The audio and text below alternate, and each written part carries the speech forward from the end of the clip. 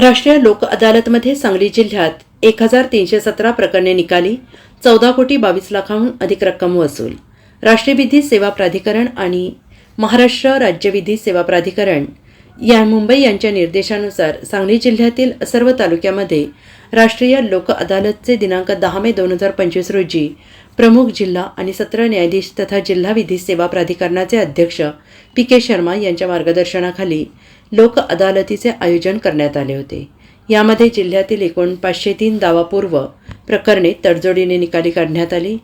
जिल्ह्यातील सर्व न्यायालयातील मिळून 814 प्रलंबित प्रकरणे अशी एकूण 1317 प्रकरणे निकाली काढण्यात आली. यामध्ये जिल्ह्यातून एकूण 14,22,74,896 रुपये एवढ्या रकमेची वसुली करण्यात आली, अशी माहिती जिल्हा विधी सेवा प्राधिकरणाचे सचिव ग कांबळे यांनी प्रसिद्धी पत्रकाद्वारे दिली आहे.